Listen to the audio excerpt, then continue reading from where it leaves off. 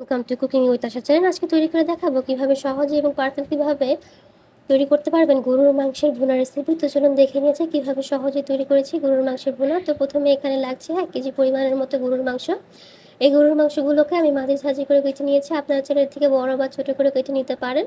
তারপরে এই মাংসগুলোকে ভালোভাবে ধুয়ে এক্সট্রা পানিগুলো ফেলে দিব। তারপর চলে যাচ্ছি রান্নার মূল অংশ। তো প্রথমে পরিমাণ মতো তেল দিয়ে তেলগুলোকে ভালোভাবে গরম করে নিয়েছি। তেলটা ভালোভাবে গরম চলে আসলে তারপর দিয়ে দিব পেঁয়াজ কুচি। তো এখানে পেঁয়াজ কুচি আছে 2 কাপের মতো। তারপরে পেঁয়াজটাকে হালকা একটু ভেজে নিব।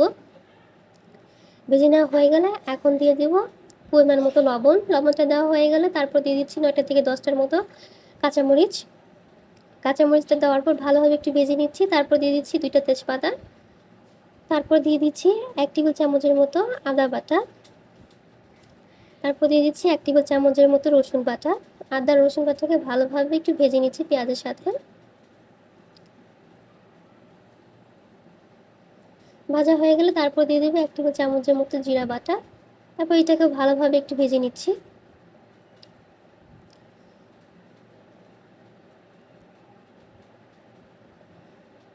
ভালোভাবে ভেজে নেওয়া হয়ে গেলে এখন অ্যাড করব গুঁড়া মশলা। তো প্রথমে দিয়ে দিচ্ছি মরিচের গুঁড়া। এখানে আমি ব্যবহার করেছি প্রায় 3 টেবিল চামচের মতো মরিচের গুঁড়া। আপনারা চাইলে 2 টেবিল চামচের মতো মরিচের গুঁড়া দিতে পারেন। মরিচের গুঁড়া দেওয়ার পর দিয়ে দিচ্ছি 2 টেবিল চামচের মতো হলুদের গুঁড়া। তারপর এগুলোকে ভালোভাবে এখন একটু ভেজে নিচ্ছি। ভালোভাবে ভেজে নেওয়া হয়ে গেলে এখন দিয়ে দিব 1 টেবিল চামচের মতো ধনিয়ার গুঁড়া। তারপর এই মশলাগুলোকে ভালোভাবে ভেজে নিয়েছি। তারপর দিয়ে দিব ধুয়ে রাখা গরুর মাংস। গরুর মাংসগুলোকে দেওয়ার পর তারপর 10 মিনিটের মতো মাংসগুলোকে ভালোভাবে কষিয়ে নিব। আর মাঝে মাঝে কিন্তু নেড়ে নিতে হবে, নাহলে নিচে তলা লেগে গেলে কিন্তু গরুর মাংসের আসল টেস্টটা পাওয়া যাবে না।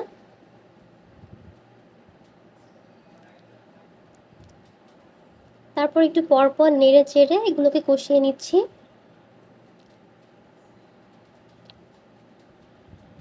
এগুলোকে প্রায় 10 মিনিটের মতো কষাতে কষাতে কালারটা চেঞ্জ হয়ে অন্যরকম হয়ে যাবে।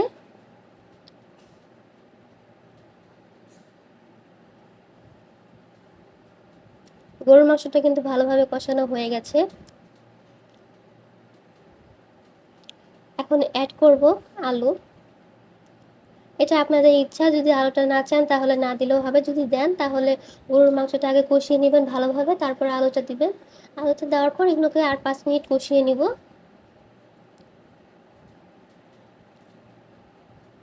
তারপর কষিয়ে নেওয়া হয়ে গেলে এখন দিয়ে দিচ্ছি কিছু এলাচ আর কিছু গরম মশলা। তারপর এগুলোকে আরও 2 মিনিটের মতো কষিয়ে নিচ্ছি। 2 মিনিটের মতো কষিয়ে নেওয়া হয়ে গেলে এখন অ্যাড করব গরম পানি প্রায় 2 কাপের মতো। 2 কাপের মতো গরম পানি দেওয়ার পর এই মাংসগুলোকে প্রায় 10 মিনিটের মতো কুক করে নিব। মাংসগুলো কিন্তু খুব ভালোভাবে সিদ্ধ করা হয়ে গেছে। এখন দিয়ে দিব 2টা উপকরণ। উপকরণ দেওয়ার আগে তারপর একটু ভালোভাবে একটু মিক্স করে নিচ্ছি। এখন দিয়ে দিচ্ছি কাজু বাদাম বাটা। এখানে 1 টেবিল চামচের মতো আছে। আর এখন দিয়ে দিচ্ছি টক দই। আর এই 2টা উপকরণ দেওয়ার কারণে গরুর মাংসের টেস্টটা আরও দ্বিগুণ বেড়ে যাবে। তারপর এগুলোকে ভালোভাবে নেড়ে চেড়ে এখন চুলাটা অফ করে দিয়ে নামিয়ে নিব। তো তৈরি হয়ে গেল সহজেই তৈরি করে গরুর মাংস ভুনা রেসিপি।